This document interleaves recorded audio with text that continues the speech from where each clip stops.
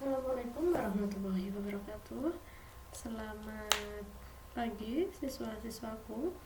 Pada kesempatan kali ini, pertemuan kedua, Bu Leni akan membahas materi pertama, yaitu teks prosedur. Sebelumnya saya mau tanya dulu,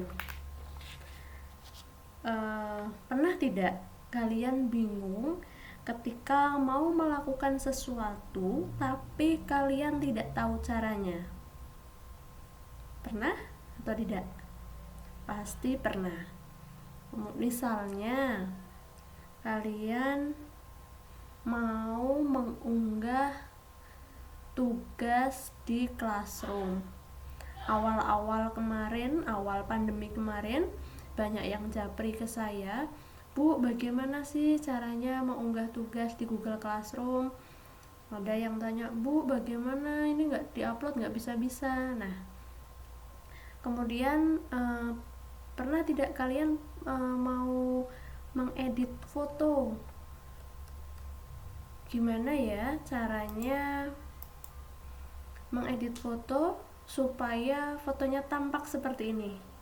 Dari yang cabi jadi tirus, dari yang berjerawat jadi mulus, jadi yang matanya masih tetap sipit tapi sudah tampak perbedaannya.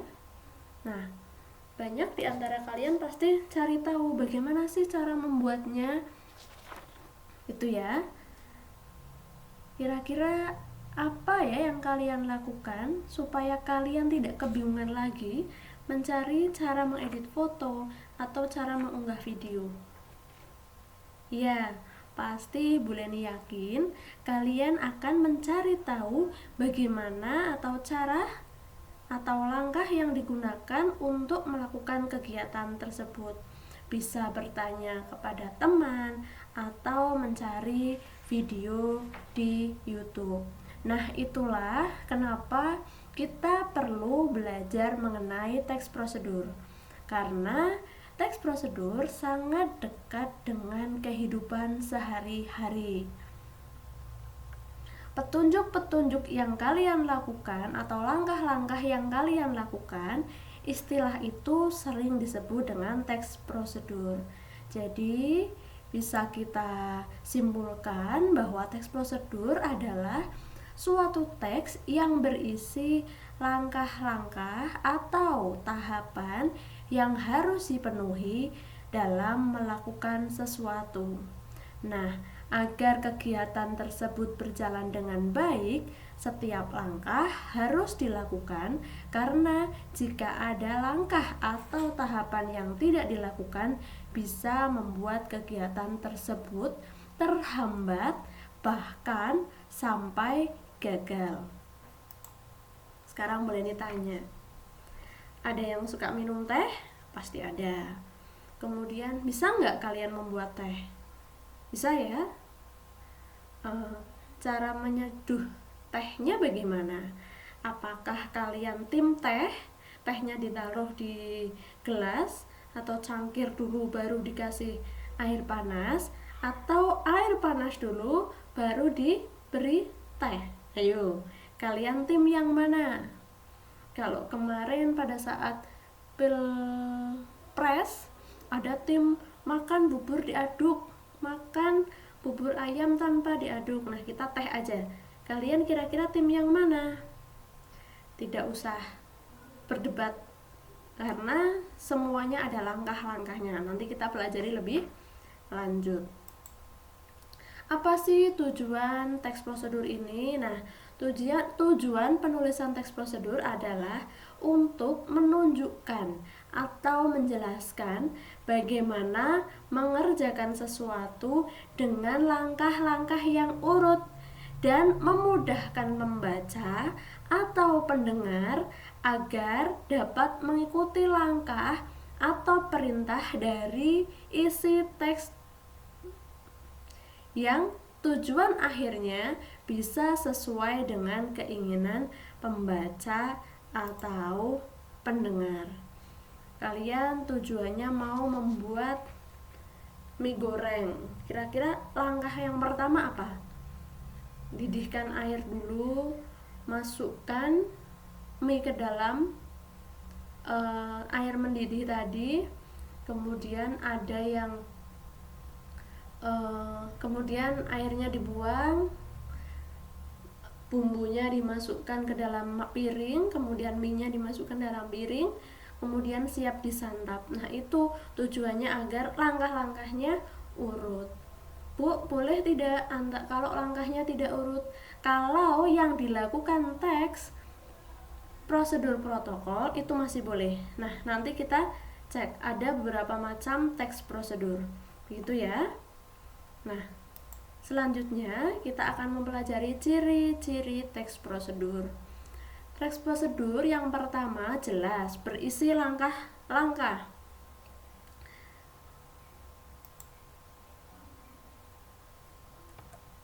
Berisi langkah-langkah. Misalnya kalian mau membuat apa yang sering kalian lakukan, membuat masker wajah supaya lebih glowing. Yang pertama misalnya mengiris tomat dahulu dan sebagainya. Itu langkah-langkahnya jelas. Kemudian yang kedua, disusun secara sistematis. Sistematis itu berarti urut. Kemudian bersifat objektif. Jadi yang dilakukan orang yang satu dengan orang yang lain itu sama. Atau mungkin kalian cara mengambil uang di ATM. Punya ATM atau mungkin orang tuanya itu bisa. Cara mengambil uang di ATM, yang pertama masukkan kartu dulu. Kemudian masukkan PIN. Kemudian pilih apa yang akan kalian lakukan. Kalau kalian mau mengambil uang berarti pilih ambil uang, jumlahnya berapa, kemudian uangnya keluar. Setelah uang keluar, kemudian baru kartu ATM-nya diambil. Kemudian setelah ciri-ciri,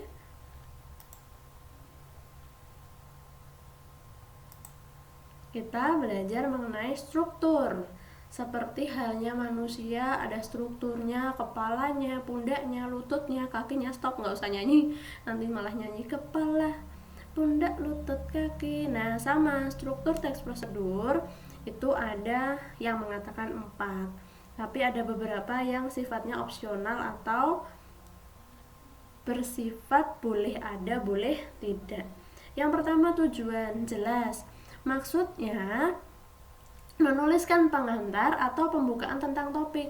Ketika kalian mau menulis mendapatkan nilai yang baik pada saat ujian, caranya bagaimana? Di bagian tujuan ditulis pengertian, nilai, dan hal umum tentang ujian. Kemudian material. Material ini sifatnya opsional. Biasanya material ini untuk resep. Resep itu kan ada alat, bahan, dan sebagainya. Nah, itu masuk ke material. Kemudian ada langkah-langkah wajib. Kalau langkah-langkah itu harus ada. Namanya teks prosedur, kalau tidak ada langkah-langkah berarti bukan teks prosedur alias gagal. Dan yang terakhir ada penegasan ulang. Ini sifatnya opsional. Contohnya begini. Demikian cara membuat tas dari kaos bekas misalnya, seperti itu. Nah, saya rasa cukup untuk materi teks prosedur. Sudah ada pengertian, fungsi atau tujuan, kemudian ciri-ciri, dan yang terakhir struktur teks prosedur. Untuk macam-macamnya kita bahas di lain kesempatan.